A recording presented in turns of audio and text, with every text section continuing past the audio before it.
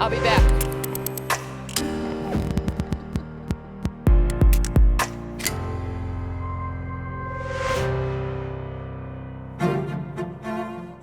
Albert Einstein once said, "The world will not be destroyed by those who do evil, but by those who watch them without doing anything." In November 2024, the 29th Conference of the Parties, so-called COP29, gathered about 40,000 participants in Baku. In the same year, more climate disasters than ever before battered the world. And yet, this is just a foretaste of what is to come. The world is set to significantly exceed the 1.5 degrees Celsius threshold that climate scientists consider as the key defense link to prevent the worst impacts of climate change. The outlook is not grim, however, as renewables are increasingly cost competitive and green technologies are the backbone of future industries. Clean energy investments and deployment have surged. Economic, geopolitical, and climate goals are thus increasingly aligned. Welcome to the panel. COP29, Breakthrough to Belem, Accelerating Transformation. Okay. Let me continue for a few minutes here, just to give you a bit of a framing. I do want to go back to the last comment I was making, that many of us were here for COP29, and we're so happy to have Nigar here. She played an extraordinarily important role. We see it as a very important launching pad. There were bold commitments, and there was contentious debate, which is a good thing, and many results. But much is riding on COP30 going forward to expand the results there. I come from the private sector and have a little bit different perspective, so I'm going to take my 4 minutes and talk for a minute on a framing issue that I think is relevant and maybe a little misunderstood, and then we'll start the panel with a presentation by video from Boris Johnson. We're nearly a decade out of Paris, and we face a pivotal moment, and that's what we're going to talk about here. Never has the goal to limit global warming to 1.5 degrees Celsius seemed further from reach, and yet, conversely, never has it been more possible to achieve. And that dichotomy has two fundamental forces, politics and economics, and they are pulling us in very different directions. On the political side, I can't think of a grimmer background if you start adding up the points than what we see going into COP30. President Trump has pulled the US out of the Paris Accord and is trashing almost all of our environmental commitments. And if you've been watching the last couple days, there have been even more rescinding of regulations related to climate. Other nations like Argentina are looking to follow suit, and only 5% of the countries met the deadline for their NDCs, although I understand that that is sometimes the norm. And this has, in turn, given cover to the private sector to retreat. So you have BP, Shell, other major companies retreating from their commitments. Defense, security, trade, domestic competitiveness have risen up. However, that's the politics. Science doesn't care about politics, right? So at the same time that we have all this political maneuvering going on, science marches on. The natural carbon sinks are deteriorating, a reduction of 17% in land absorption in the last 10 years, a reduction in ocean absorption of 4%. On the current policy setting, we're on course for a temperature rise of 3.1 degrees Celsius. So even in the face of those harsh realities, politics, at least as they exist today, won't save us. But economics might, and that's the point I wanted to make here going into this session a bit. Renewables are staggeringly cheap. The first panel I was on this a couple years ago, I couldn't have said that. Solar, wind, battery costs are down 90, 70, and 89%. And even hard to abate sectors like mining are developing the technology and equipment and the renewable resources to clean up their supply chains. I happen to sit on a board. We're investing $6.2 billion by 2030 to get to real zero by investing in equipment, trucks bigger than this room right here, and technology and renewables to get to real zero by 2030. And with that, we save 700 million liters of diesel and 15 million gigajoules of gas, and a return of 800 million annually. That's 14 billion by 2040. So with that, and I'm going to get to the professor here in a minute, we have some work that's going on at Oxford University to show credible economic models that indicate that it is possible to get to a carbon-free environment by 2050, and it's cheaper. So even if you didn't have climate change, getting to renewables and a green transition may be the economic choice. Economics could still succeed in the face of politics. I wanted to start that off so that there is a glimmer of hope.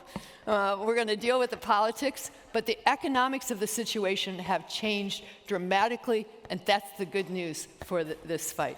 So with that, I'm going to start the panel, and we're going to kick it off with Boris Johnson, the former UK Prime Minister and now the head of a new foundation. Turn it over to the control panel. Thank you for the opportunity to speak at the Global Baku Forum. Can I start by congratulating the Nizami Ganjavi International Centre for bringing together so many world leaders, alongside hundreds of leading policymakers and legislators for this, your 12th meeting. Your gathering comes at a critical time in our history, where the decisions we take in 2025 are likely to have a significant global impact for decades to come. Above all, right now, we need to stand by those who are fighting for democracy itself. I hope this meeting will be able to reinforce the unity of the support that Ukraine needs and is getting right now.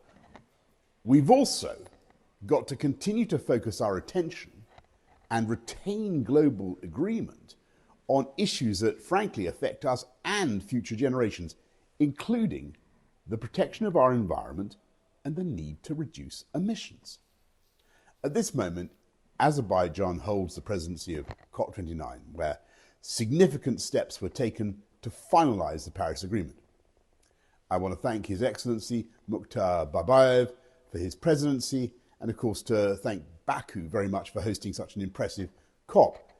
When I was Prime Minister, we in the UK held the presidency of COP26, where we secured the Glasgow Climate Pact. And that meant that 90% of countries committed to reducing their emissions as part of their national determined contributions.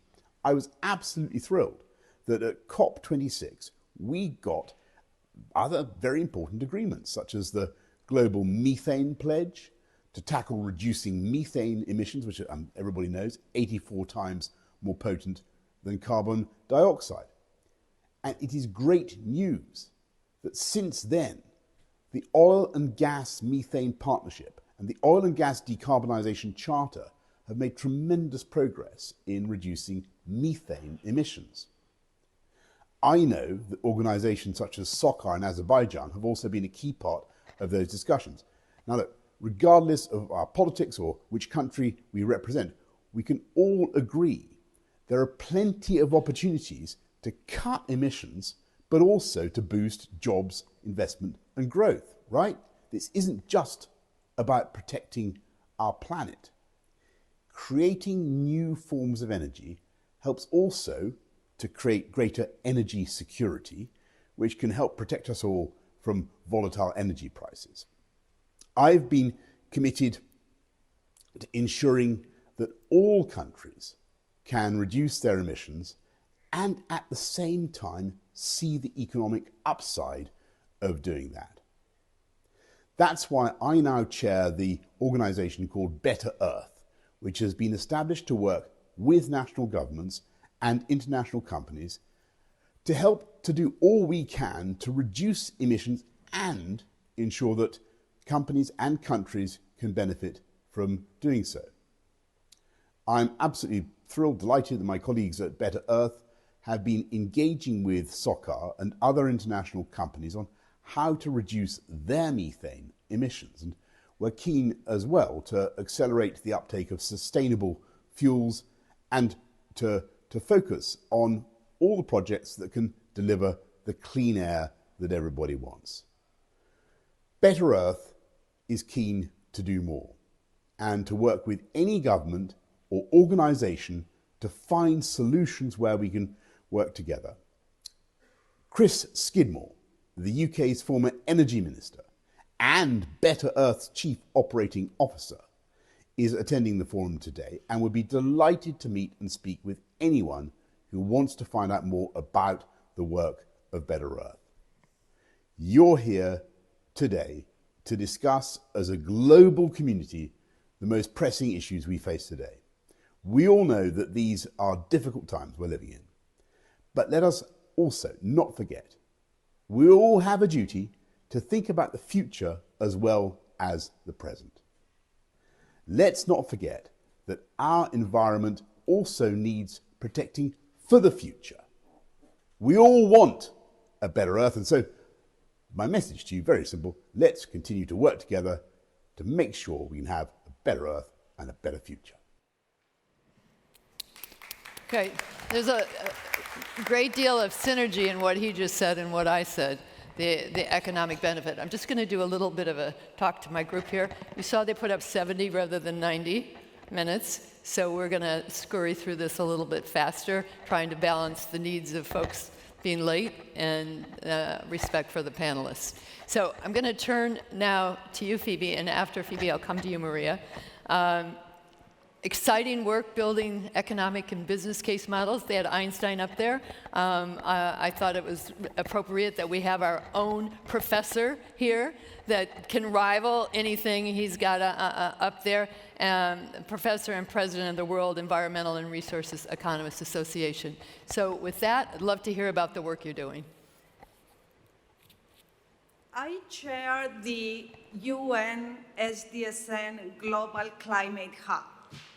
Before we launched this hub, we traveled across the world and discussed with more than 170 ministries of climate change or ministries of environment or ministries of energy. They come in different names. We discussed with them whether they believe that there is climate change, that is, whether they know that there is climate change, because climate change is the reality, and what do they need in order to implement decarbonization, but not just decarbonization, also all things that need to be transformed in order to reach climate neutrality and climate resilience. The answers to that were, first, of course we know that we have an increased frequency of extreme weather events and increased severity of these events.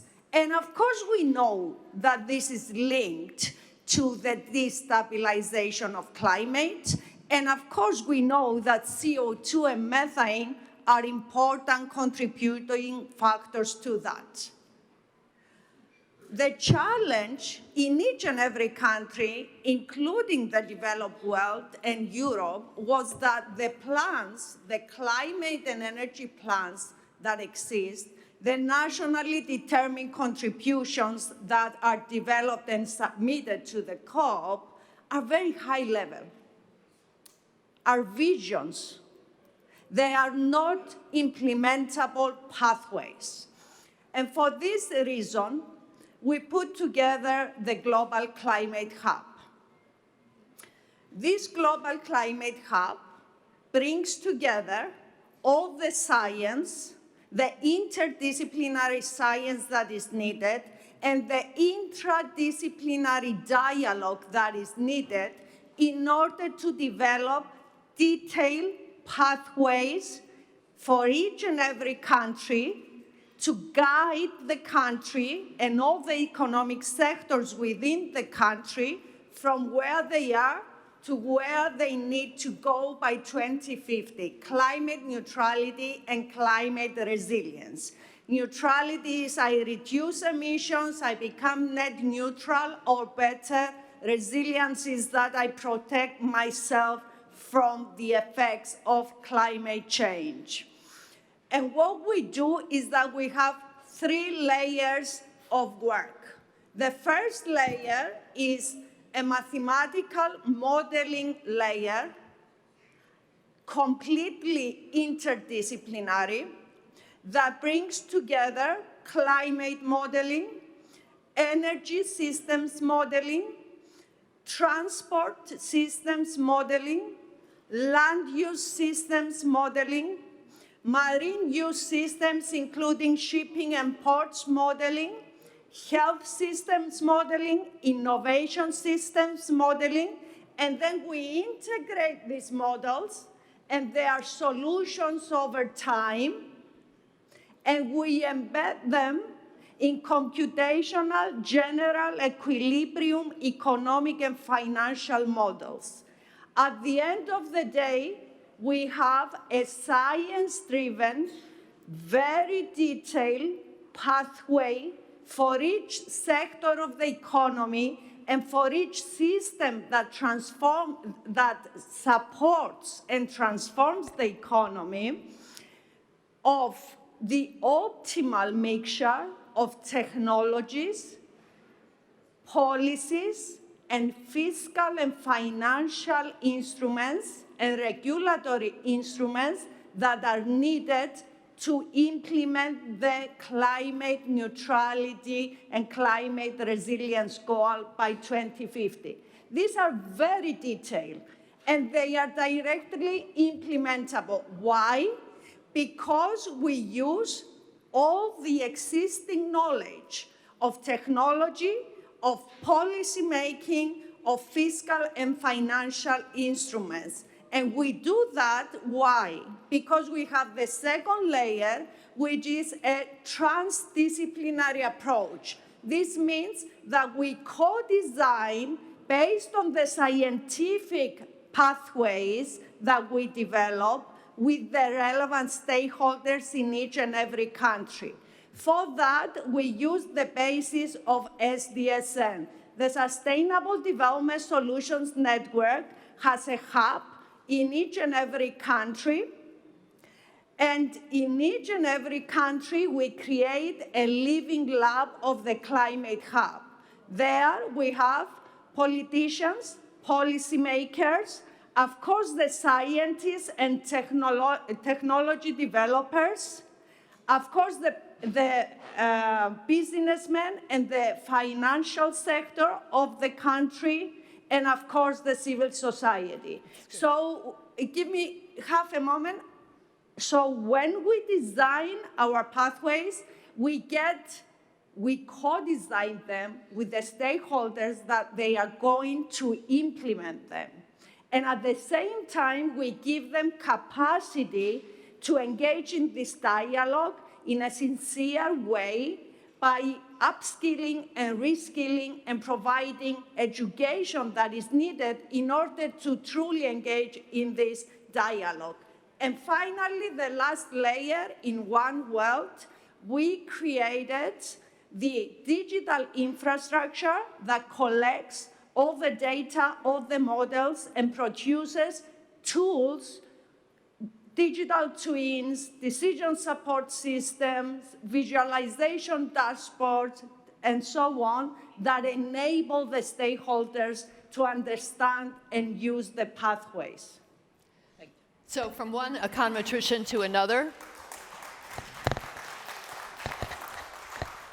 I could really geek out with everything she was saying, but to try to bring this down to something that everyone might relate to, when we were talking, I was inspired by how you were able to look at regions, and you were able to assess a fiscal gap between global north and global south. We don't have a lot of time to answer this, but I wanted to take all of the econometric and statistics, which I love and would like to, and we're going to partner on some things after this, but to bring it down to, can you talk about how you would bridge that gap based on the data between the global north and the global south fiscal space?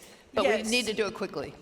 So when we showcase our results, and the next show in inverted commas will be in Sustainable Finance UN Conference in Seville, you very explicitly see that the countries that have fiscal space, the developed countries, of course, can afford the investments that are needed, and of course can attract the private sector private investments, because not only they have functioning markets, but they also have functioning institutions, trustworthy institutions at the most part.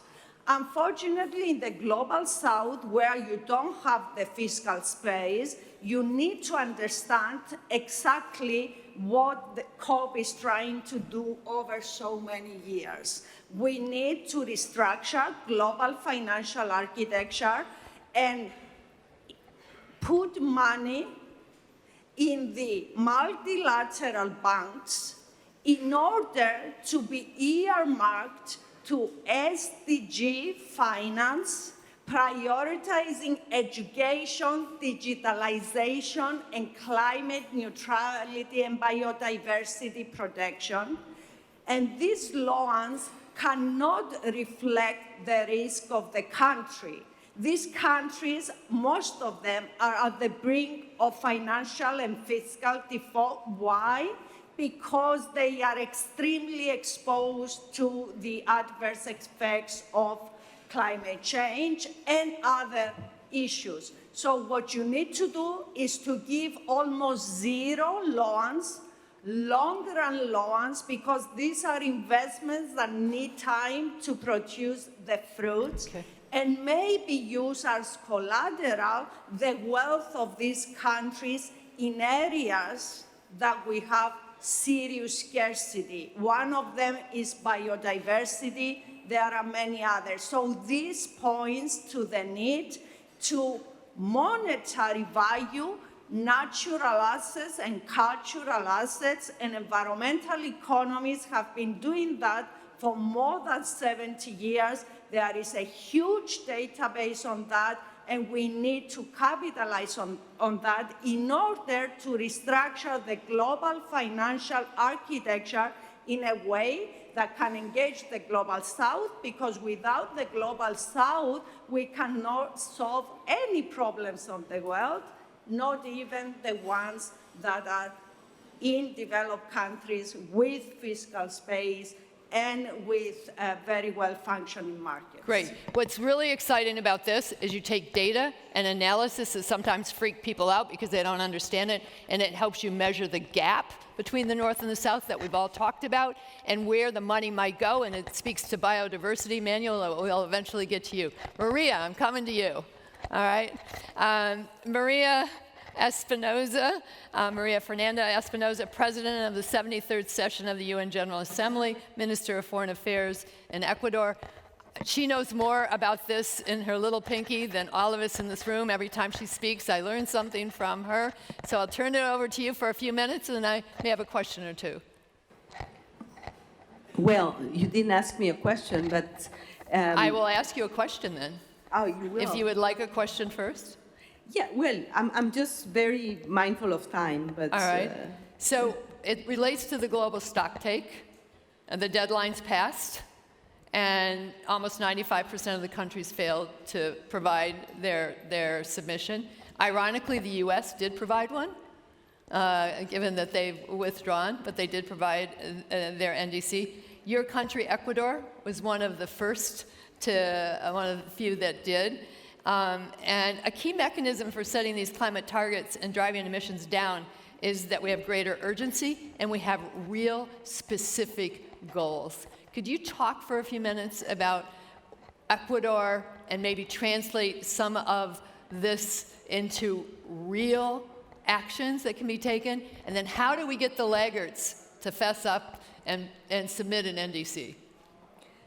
Well, first of all, thank you, Jean. And basically, my first reaction to Phoebe is, you know how difficult decarbonization is? I mean, when we heard her, you know, issues of data, issues of how you embed technology, investment, shortage of resources for the global south, etc. It's extremely complicated because basically, I think the challenge is to rethink our development pathways.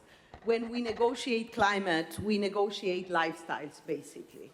We negotiate production and consumption patterns. That's why sometimes people ask me, you know, we've been to 29 COPs very soon in Belem for the 30th time. I've been to most, I'm old, I've been to most of the COPs, and yet emissions continue to grow.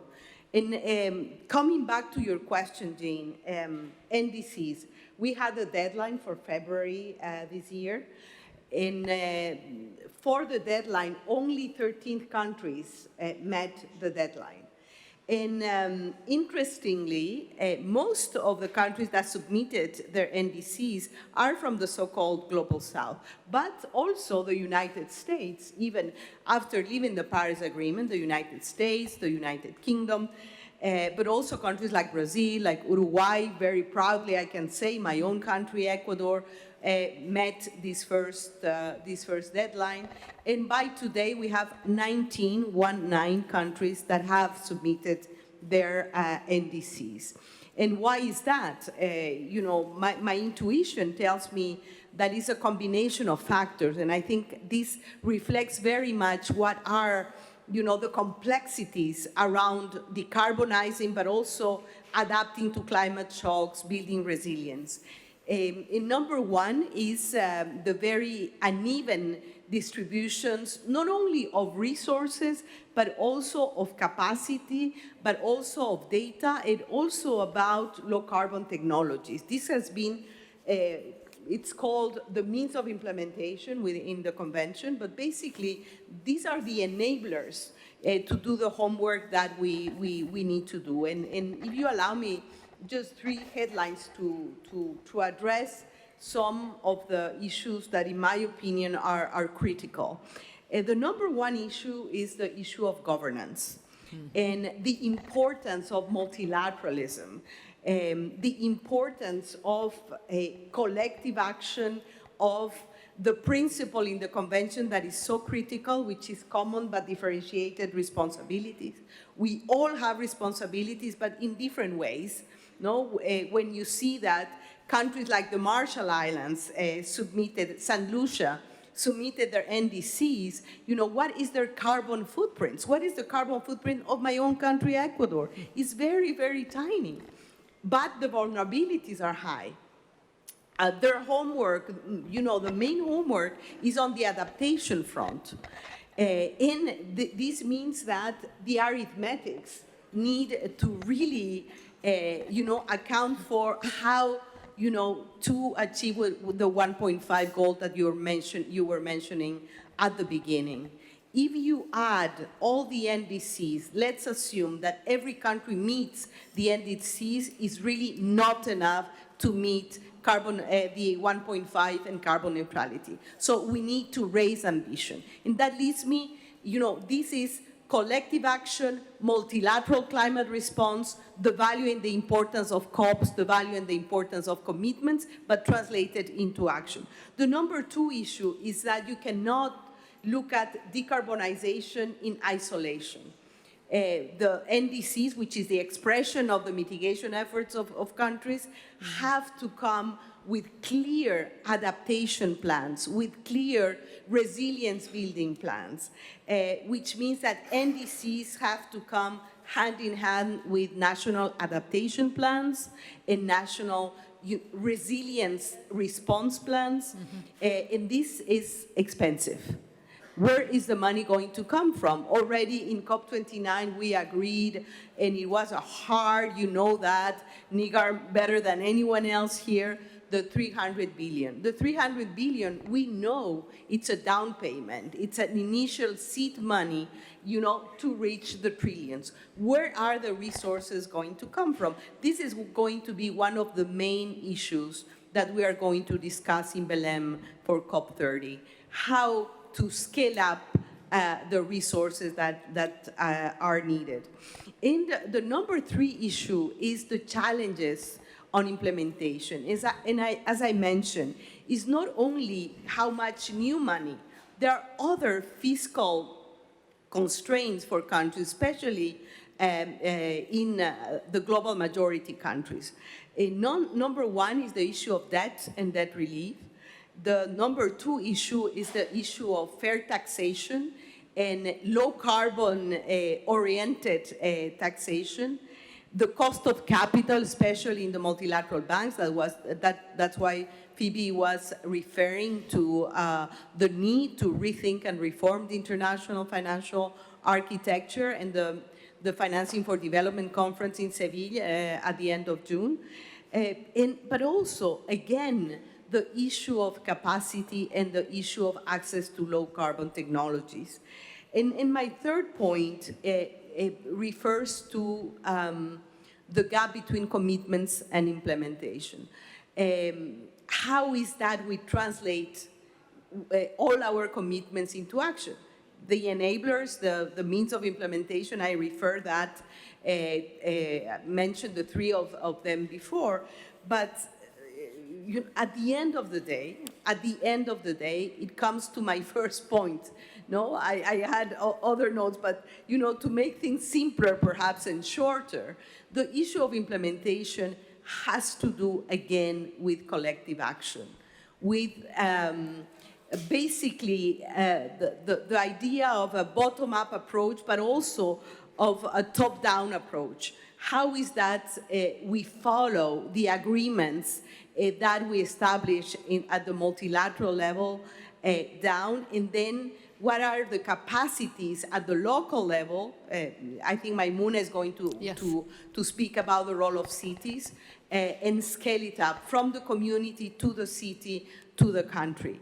A multi-level approach to climate solutions. So it's not an easy fix, but I would say, I agree with you, Jean, the issue of the climate crisis is a defining challenge of the 21st century. And I'm afraid that because of what we are experiencing today, I see a lack of appetite and a withdrawal of interest from the private sector and private finance. So I think that we also need to think seriously about that. I would leave it there. Thank you. That's excellent. Rashid, I'm coming to you next. Rashid, I'm going to come to you next. But let me just make a comment. If you add up those who have submitted the NDCs, it still gets you to 2.6 degrees Celsius. It's what I understand from one of my folks who put that all together for me. So you're still a long ways off. I really love what you said, though, Maria, about the brilliance of COP, I think, is the collective action along with the ecosystem of activities. And if we can slide in the private sector, I think we have a fighting chance. So I'll come back to you if I have time on specific steps, priority actions that Ecuador may take, but I'm going to move on. So next we have Dr. Rashid Alimov, Secretary General of the Shanghai Cooperative Organization from 16 to 18, the Minister of Foreign Affairs for Tajikistan, from 92 to 94. I think it's the only one of the stands I haven't made it to, so hopefully I'll come visit you. But I'll turn it over to you. You have some prepared comments. Thank you. First of all, let me once again congratulate the President of Azerbaijan. Can you speak into the mic really clearly? There you go. Thanks. First of all, let me once again congratulate the President of the Azerbaijani people and the government of Azerbaijan on the successful holding of COP29. The agreements reached in Baku under the chairmanship of Azerbaijan gave great hope for all of us. In particular, they launched the full-fledged of the loss and damage fund created at COP27 in Egypt.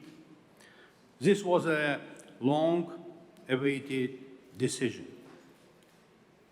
It is important that the fund operates effectively, transparently, and promptly responds to requests from those countries that really need its help.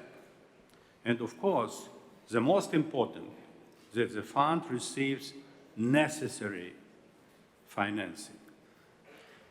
As is known, at COP29, the parties committed to triple the annual funding for climate change by 2035. At the same time, it's very difficult to predict what it will be in reality, since the world is changing rapidly, as is the climate too. Climate change leads on increase in the frequency and severity of natural hazards. For example, in 2024 alone, damage from natural disaster in the world amounted to $320 billion. Every year, the countries of Central Asia experience a full range of natural disasters. Earthquakes alone affect about 4 million people in the region every year. In 2023 alone, earthquakes and floods in the region caused losses of over $4 billion. The cost of covering the cost of natural disasters are growing every year, as, of course, is a financing gap. For example, in Tajikistan, according to the World Bank, this gap annually exceeds $400 million. And for major natural disasters, the financing gap reaches $1.5 billion. In Uzbekistan, these figures are 10 times higher, $15 billion. It is obvious external borrowing or donor assistance is required. Therefore, the countries of the region would welcome support from the fund to compensate for losses and damages. At the same time, the Central Asia countries are prioritizing the climate agenda. Each country in our region contributes to the prosperity of Central Asia. For example, Tajikistan intends to completely switch to renewable energy sources by 2032. Today, 98% of electricity in the country, in Tajikistan, is already generated by water energy. Mountains occupy 93% of Tajikistan's territory. Clouds are not the only thing that are born on their peaks. Glaciers form here, and thousands of lakes and 1,450 rivers originated here, which are a source of drinking water for 80 million people in our region. Seasonal melting of snow and glaciers account for up 60% of Central Asia water resources and meet the ever-increasing needs of the region's agriculture. Unfortunately, rising temperatures on Earth have also had a negative impact on the condition of the glaciers. Out of Tajikistan's 14,000 glaciers, over 1,000 have completely melted. In the Western Tian Shan, in Kazakhstan, Kyrgyzstan, Uzbekistan, the area of glaciers has decreased by 27% over the past 20 years. Ice expansions are melting all over the world, and this is very dangerous trend, not only for Central Asia, but for all of us. At the initiative of the President of the Republic of Tajikistan, Emomali Rahmon, the United Nations General Assembly declared 2025 the International Year of Glacier Conservation, and March 21st, after next day, a World Glacier Day.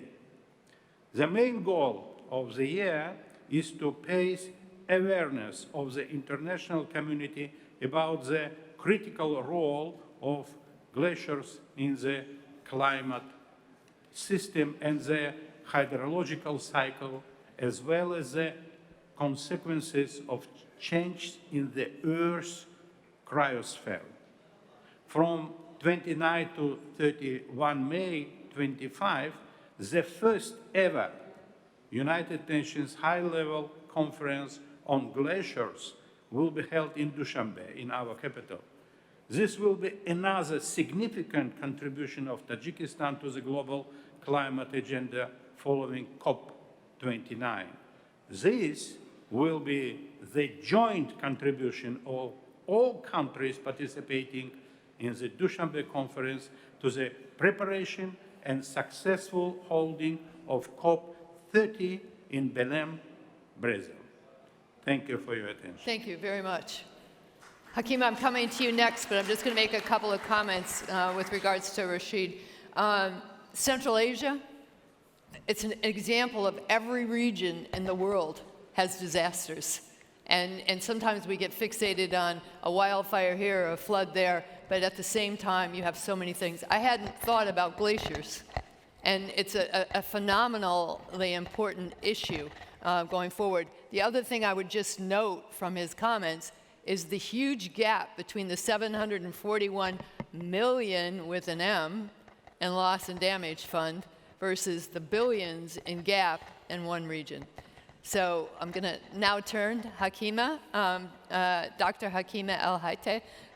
She's the president of Private Sector Pan-African Alliance for a Just Climate Transition. I would just note that yesterday the U.S. canceled all of our Just Climate offices. UN Zero Waste Initiative Council member and was vice president of the Paris Agreement. I always learn from you and look forward.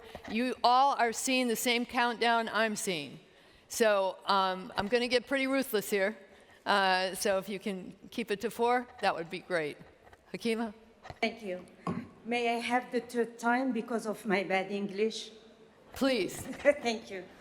Okay, hello everyone, excellencies, ladies and gentlemen. Once again, very happy to be in Baku within the Nizami family, where I'm meeting with so exciting people and listening to you these 2 days. I had the feeling that all of you are standing for peace, and this is important. I will tell you why. I will answer to your question, Jane. You said, is it a priority? Climate change. I will first thank the Nizami Center to maintain this topic within this global talk we had these 2 days concerning rethinking the world order. Having a topic of climate change. Why? Is it a priority? Let's definitely answer to you and say yes. Why? Why? Because like war, climate change is killing. This is exactly the same thing. If you look at the climate disasters all over the world, every year we have 100,000 of deaths. This year, for example, in Africa, 26,000 deaths because of climate change. In Libya, I'm looking at Farida, 3,000 deaths in the last floods. In the United States, everywhere, climate change has direct and indirect impact and fatalities.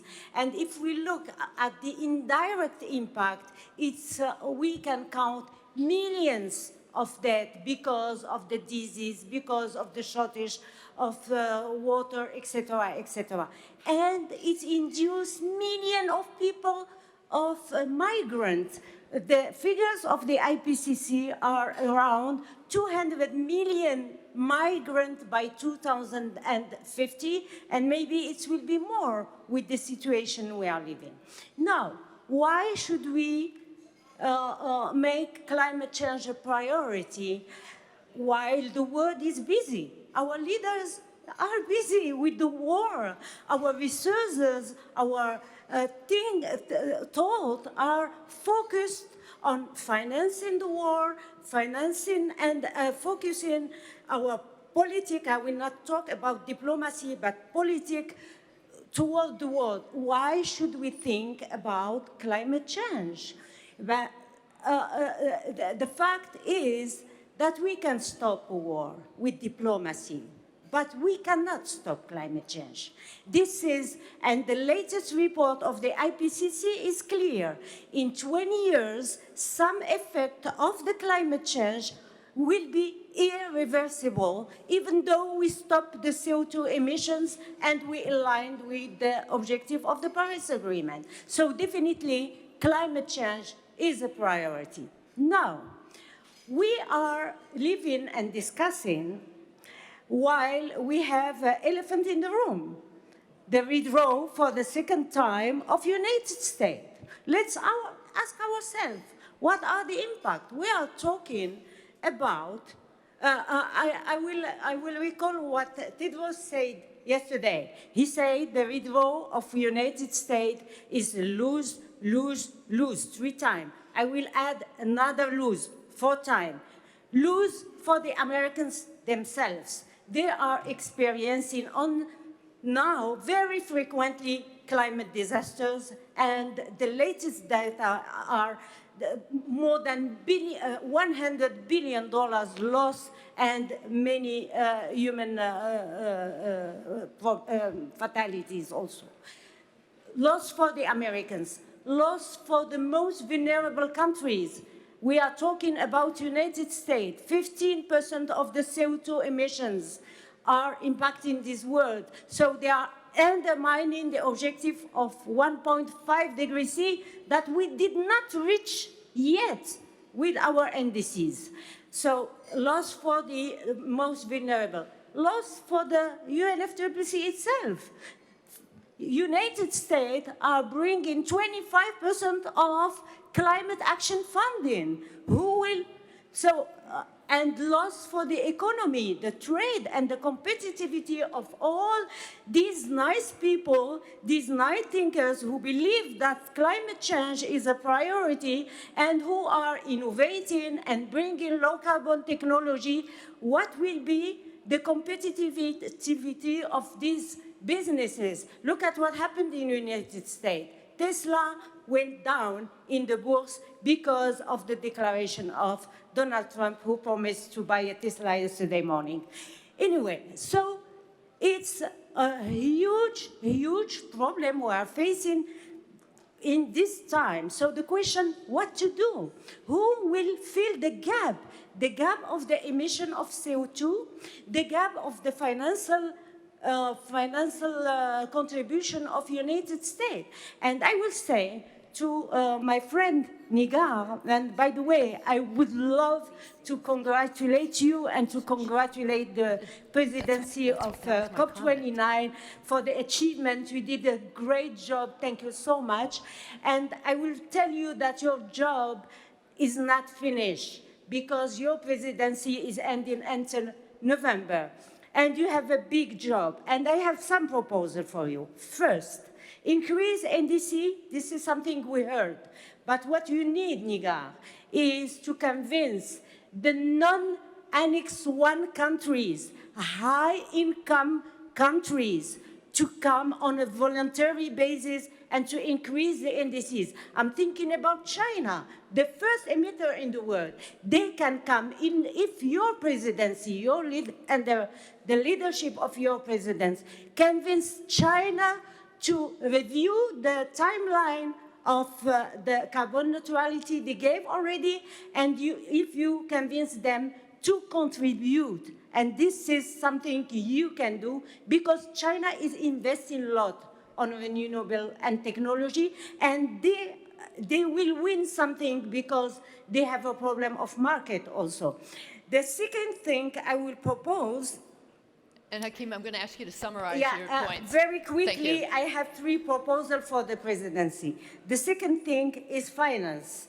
I will propose you to create a dedicated framework for the most vulnerable countries on terms of finance. You know that I'm coming from Africa. Africa is receiving 4% of the financial flow of climate change because it's very bureaucratic, very complicated, and when you are facing a climate disaster, you cannot wait. You cannot wait 2 years. The average time to receive the money from the Green Fund is between 2 and 4 years. So if you created a dedicated framework for the finance and also insist on the high-level, high-income countries to contribute, to compensate the contribution of the United States. Latest point I have is to transform this Paris Agreement to a citizenship agreement. And I heard what, Madam, you were saying. It's not question of ministers of environment and climate change.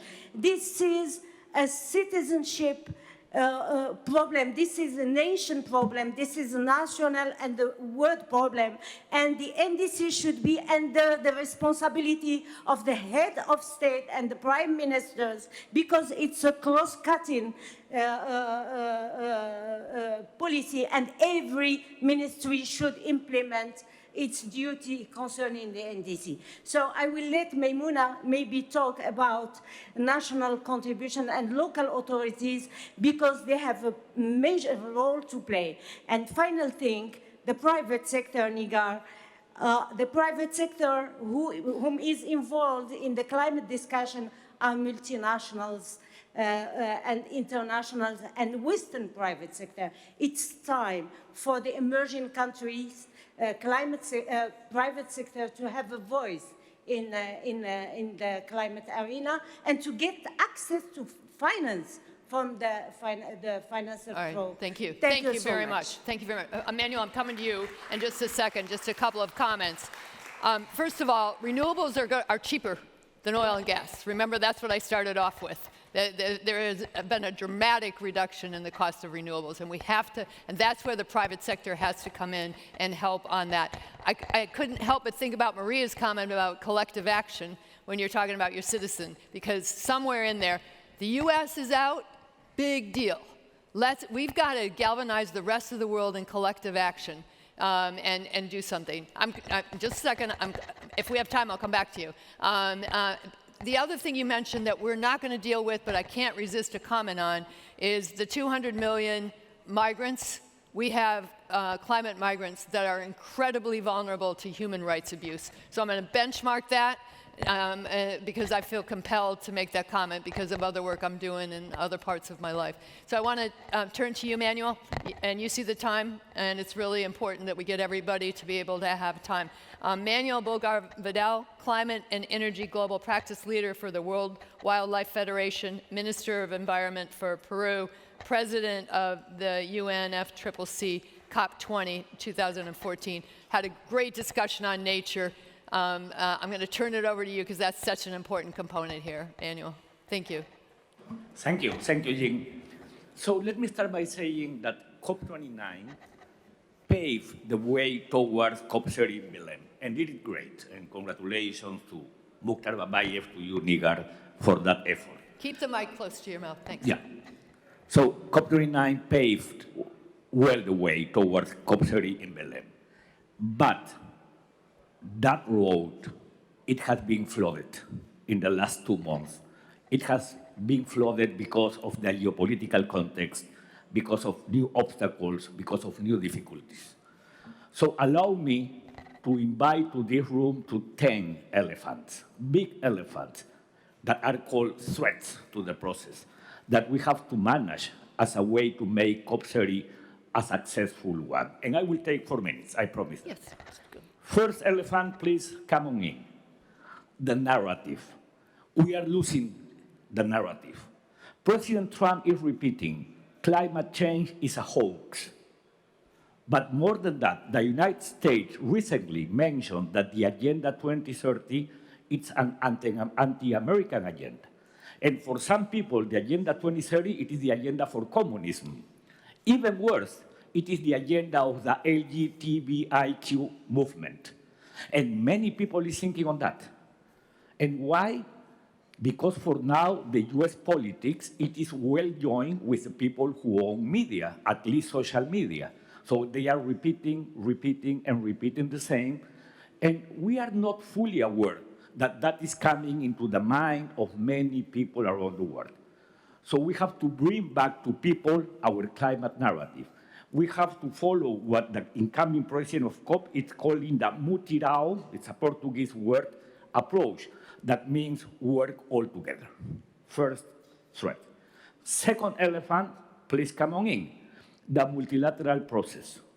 Look, friends, the US withdrawal to the Paris Agreement, it is probably the less threat, because we have already suffered that in the first mandate of President Trump. But what is the problem? That some other countries could join that behavior by saying exactly the same. Remember, and Nigar probably reminded this very well, that Argentina threatened to withdraw the country to the Paris Agreement in COP29. Finally, they clarified that it would be just not to have delegates. And we have heard that probably Indonesia, some others are mentioned in New Zealand, could follow that withdrawing, and that is not correct. And the incoming president of COP30 is saying that we have to enter into a post-negotiation phase. I disagree. Because what we do need to have it is new mandates for new negotiations that can reanimate the process, that can make the process more accountable, that can make the process more enforceable. That is the missing piece, and that is why people is losing confidence on the multilateral process, and we have to reanimate that process. Third element, net zero objective. You know that in the climate debate we have the 1.5, that is a threshold, we have the net zero objective, and we have the decisive decade. You probably read what the US Secretary of Energy mentioned some days ago.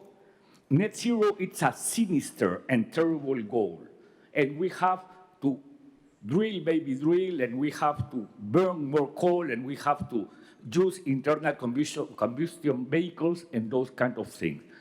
So that is a problem, because what we do need it is to strengthen the transition suggested by science, the energy transition, the industry transition, the building and infrastructure transition, the land use transition. We do need to support those transitions because we are entering into a dilemma. The economy has already shown to be very effective in developing climate considerations because of the political support. My question, I am wondering myself, do we think that the economy, it is now enough mature to keep this process alive with the same traction without the political support? We will know that in COP30 in Brazil, because that is what we do need, to have the economy moving despite of the lack of political support to the process. Fourth, and this is probably the biggest elephant on the room, new NDCs on the table. You know that more than 90% of countries of the world haven't put yet its NDC on the table, despite that the deadline, it was for February. Do we expect that for now until November, more countries will do it? I am optimistic by nature, but I don't think that that will happen. I think that the current geopolitical situation will determine that not too many more countries will put their new NDC on the table. And look, that means that we could lose the 5-year cycle of the new cycle of the NDCs, because the next cycle it is by 2030. So the point is how to deal with that, and that is a big, big elephant. But I am repeating something in the last days. We have to avoid to have this process being derailed, even if it could be delayed. And that is something that we have to work on. Fifth elephant, climate finance. The COP29 approved a fantastic package that it was called Baku to Belem Roadmap towards 1.3 trillion. And the more recent offer is 300 billion. So look the gap in between 300 billion and 1.3 trillion. So we expect, or we had expected, to have in Belem new and more resource mobilization. I don't expect that the countries will put more money on the table. I don't think that it is the time in which we can be able to mobilize more resources for COP30. So we have to see an alternative. We have to animate the private sector to do that. We don't need to think, as Laurent Studiana is suggesting, to use solidarity levies or taxes system as a way to mobilize those resources. 6, lack of cooperation.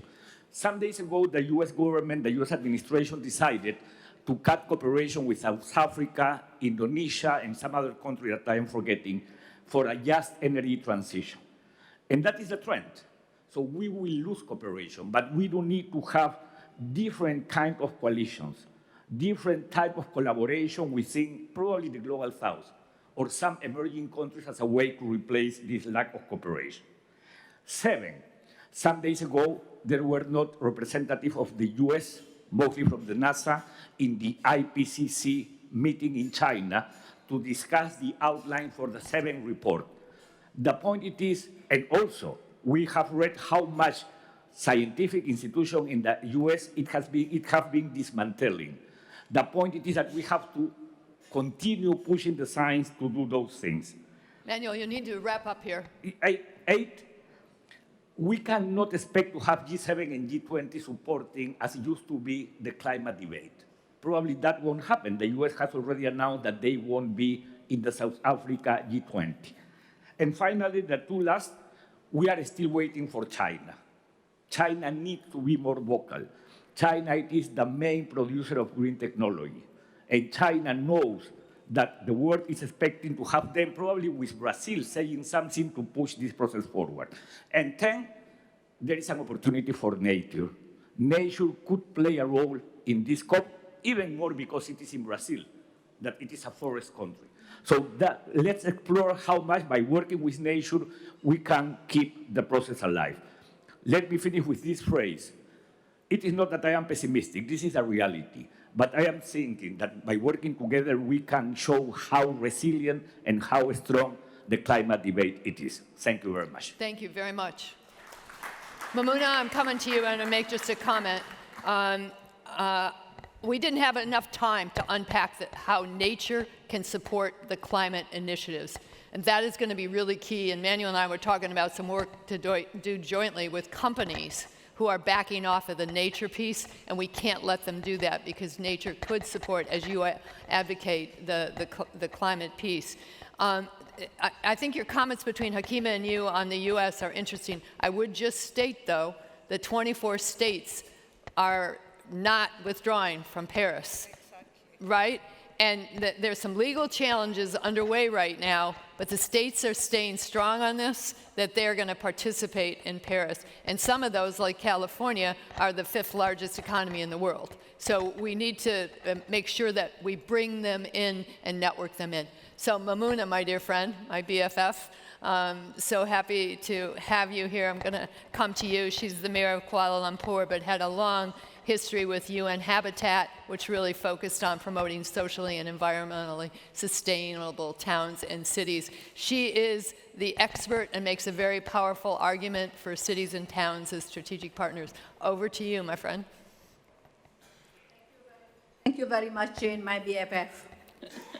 I'm very happy that we are now talking about the COP29, Breakthrough to Belem, and Accelerating Transformation.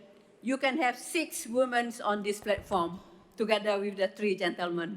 So I think this is the way forward. And for the past two days, we have agreed, we have discussed global conflicts needs global solution. Yes, it's true. But I would like to emphasize here that global solution needs local action. Without local implementation, the global solution will only stay as solution. Because why I say that? As the going gets tough, the tough goes local. And let us flip the script that cities is full of challenges, but actually cities is also provide urban solutions. And let me share with you some of the data from cities. Cities actually constitute 2% of the land area. And cities consume 70% of energy consumption. and emit 70% of carbon dioxide. Cities by 2050 will have at least 70% of the global population will be in cities. At the same time, cities is also a center of innovation, center of talent, center of investment, and center of financial institution. Why can't we flip the script that cities also provide solution to the climate change that what we are talking about? And at the same time, sustainable urbanization, when you talk about sustainable urbanization, and the future is urban, because you can see that 70% of the global population will be in cities. And this is very, very important to integrate cities into the global climate discussion. Don't leave the mayors behind. People say that no one to be left behind, but don't leave the mayors and the local communities and the indigenous people behind when you are talking about climate change. And because the consequences of the climate change knock the doors of the cities.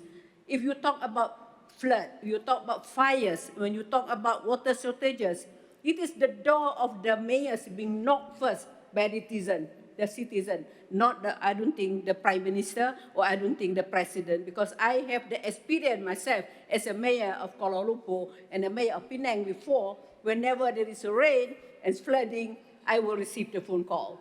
I don't think that the Prime Minister in Kuala Lumpur will receive the phone call. So I think this is very important to bring the issues of climate into the local.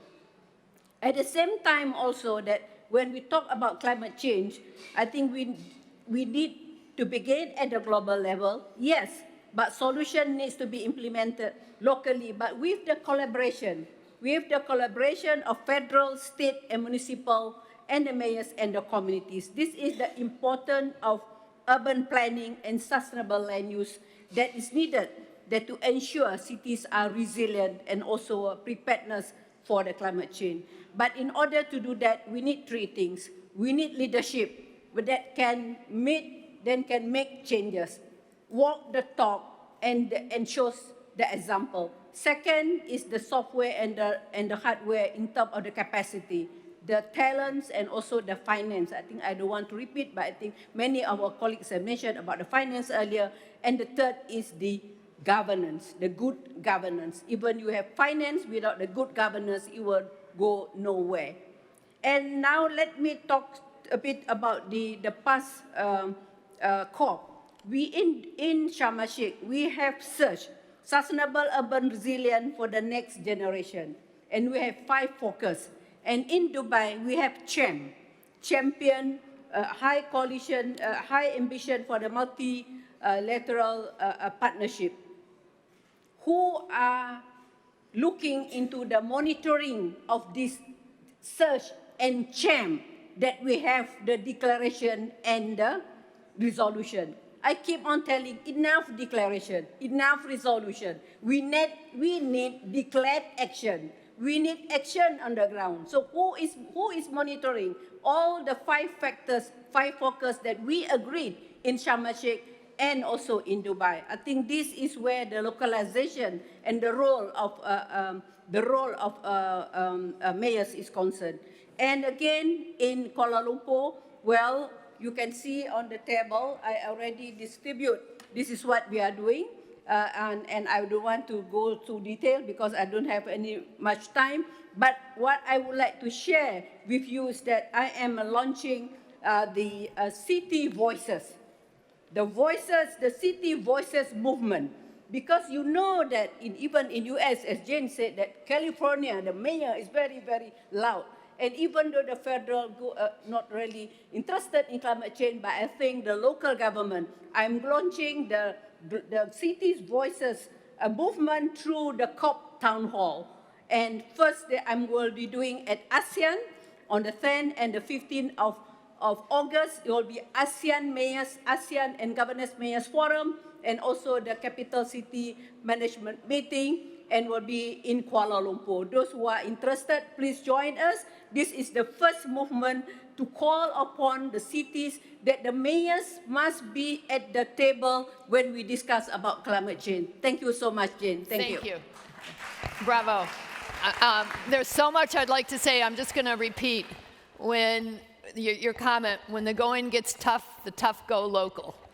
I love that comment, and it applies to so many things in life besides climate change, but it's really important. I am overruling the command center over there. You gave us 70 and we deserve 90. So you have 7, but we're going to get to our final 2 and give you the time you deserve to make your comments. So I am coming to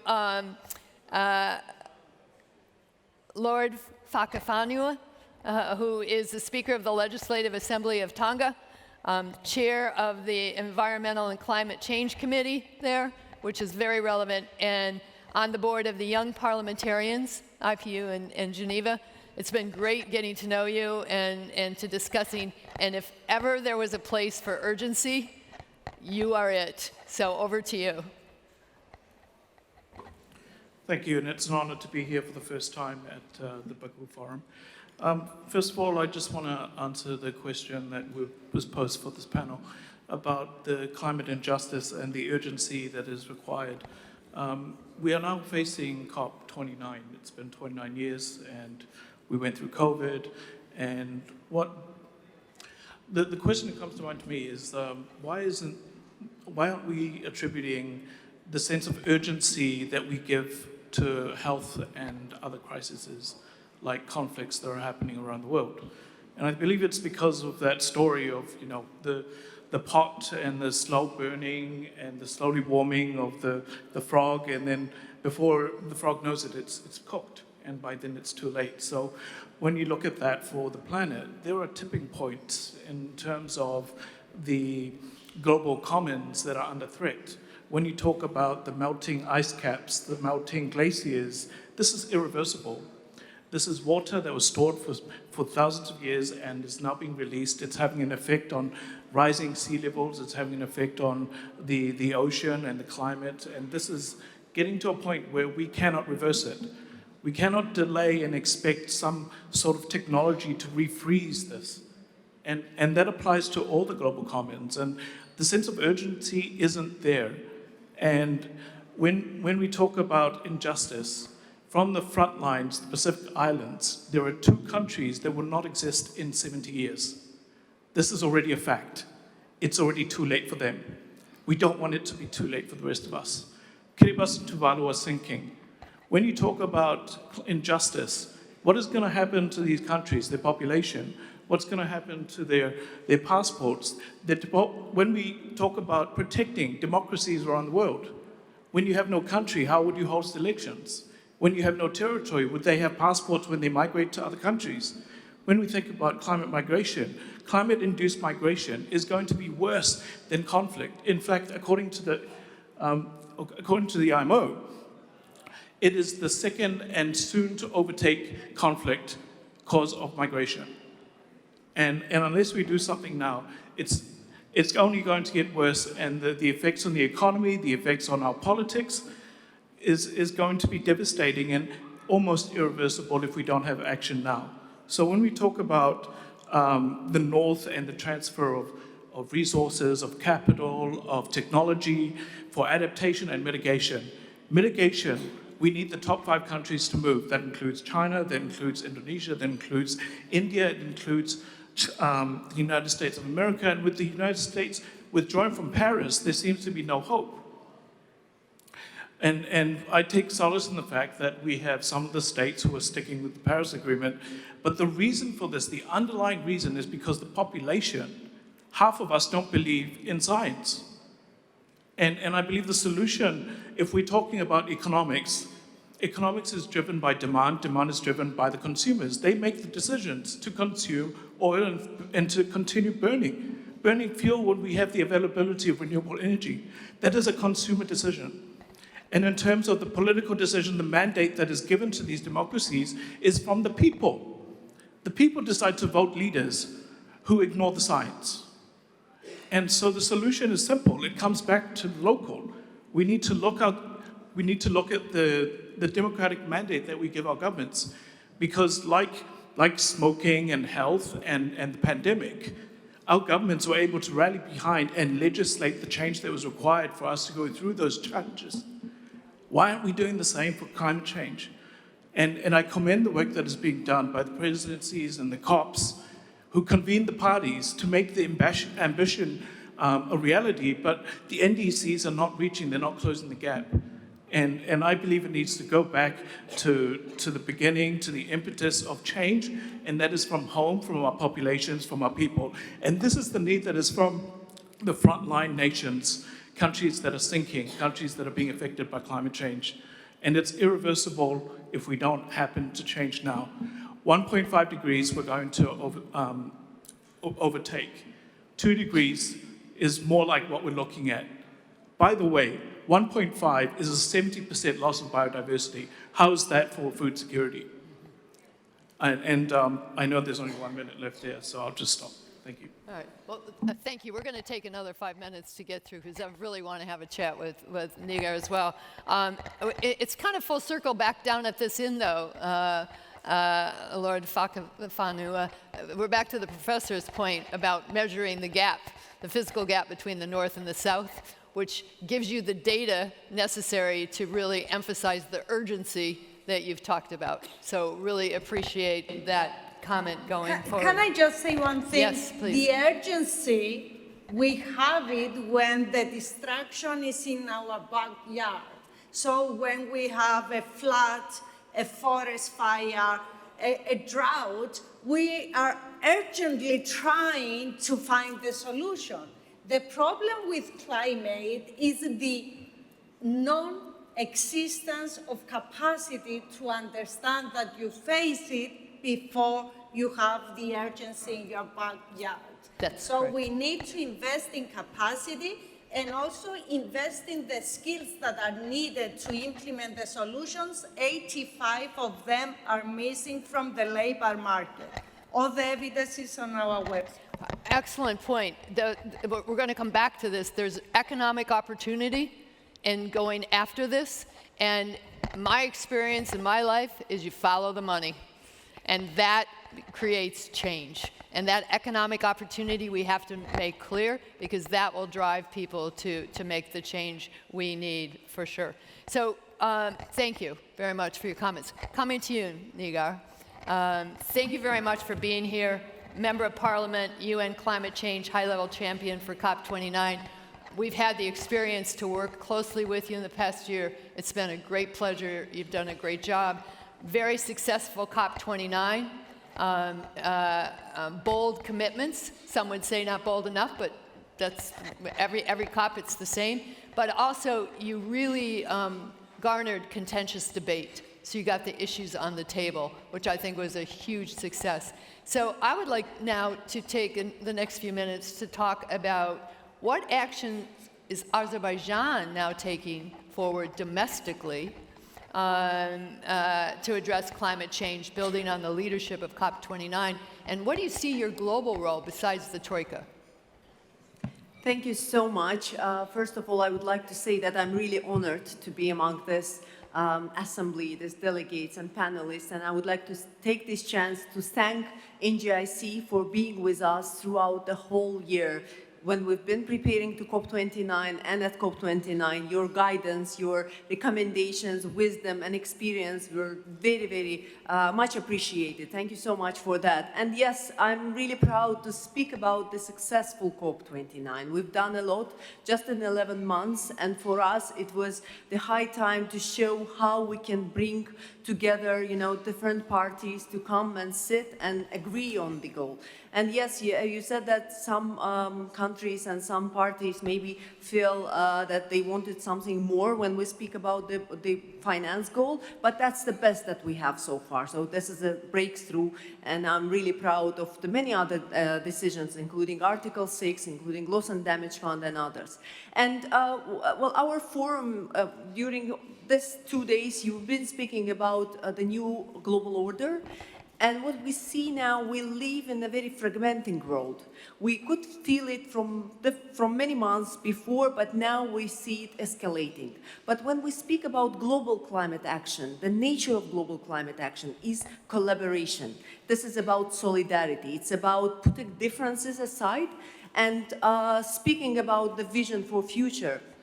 And from day one, our presidency was stressing the need for non-ideological approach to this issue, for solidarity, for dialogue between global North and global South. And I think that it was extremely important. And when we speak about Azerbaijan and what we are doing now, domestically, we have very ambitious plans, and we've been very open about our commitments. And we've been blamed sometimes of being fossil fuel country, but we never hide it where we come from and what our vision for future is. We have very ambitious plans. We have wind potential, we have solar energy potential, we are exploiting others like geothermal, etc. We have many projects, regional projects that we are currently pushing forward. And the important thing is that COP kind of opened the gate to our region of the climate community, and that's the importance of it. And obviously NDC is something that our government is working very hard on, because it's a very complex project, it's a very complex document which needs everyone involved, you know, not only the government agencies, but also private sector. And being the high-level champion, I had the chance to work with private sector a lot from many countries of the world. And every time I see the business people, they were saying that we need a dialogue with government. And this is exactly there for the NDC process. So now our vision for future is we would like, as a presidency, we will be supporting COP30. We will be making our best to make COP30 success, to support our friends there. And also we will be doing our best to ensure that the parties are, they've taken commitments, that they are delivering on their commitments. We have our action agenda initiatives that we will be pushing forward. And yes, as high-level champion, I have my mandated task, and I have so many things to be done this year to bring non-party stakeholders to the table, constituencies, private sector, civil society, cities, and all the others, academia. Everyone's voices are important. We want to have this, you know, inclusive process. I know the time is running, so I'll just do we won't do more than one, but just a follow-up. When we met with President Aliyev, he announced that a doubling of renewables almost, from 8 gigawatts to additional 6.7 by 2030. I would like that to be a challenge out to the rest of the world. A lot depends on where you start, but doubling your renewables capacity is really a challenge to other countries to think about what they're doing and to make your goals. So I really appreciate that. And I also want to just compliment, Nigar really spent a lot of time on small and medium enterprises. And that is the key to being down in the cities. It's the key to being in Africa. Can you just make a one sentence? Because I thought it was very powerful. Very quickly, that was the priority on our agenda, because when we speak about private sector, large companies in many cases have access to technology, to finance, they have plans for green transition. SMEs are lagging behind, you know. If you think about, you know, business owner, small business owner, he has a bank credit, he has a family to run, and we are asking him to be sustainable and to have, you know, to make this net zero transition.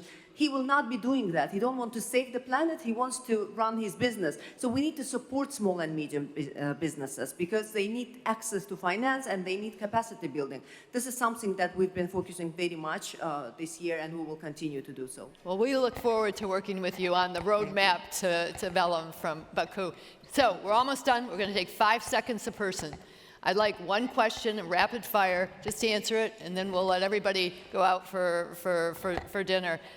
What is one aspirational goal, and I'm going to start with you, Hakima, down at that end. What is one aspirational goal that you would like to have for COP30? And it can be as wild as you want it to be, but 5 seconds, and then Rashid, I'll come to you. Hakima? Oh, 5 seconds. Difficult question. It's a difficult question. I would love to see that there is a framework for the most vulnerable to have direct access to finance. This is something which is very important. I would love to see a framework that gives access, direct access to local authorities and to the private sector. It's not important that the... You got 5 seconds. Wrap it up. Okay, finish. We got it. We got it. Okay, Yeah. thank you. Rashid. I think we need a real fund not a declaration, because promises must to be kept. Great, thank you. Maimunah. Please include mayors at the table and include the local determinant contribution in the NDC and act now. Thank you. Thank you. Manuel. The economy and economic sector showing that transitions are possible and climate objectives are achievable. Great. All right. Maria. Two sentences. I'm going to cheat. A fast-track mechanism to access the loss and damage fund. And number two, a very strong nature biodiversity outcome at COP30 to honor these forests and nature COP30. Okay, Nigar. We started that from declaration to implementation mechanisms and access to finance for SMEs. Okay, Lord, I'm coming back to you last. Professor. The business case for the green and digital transition is here. We are lucky.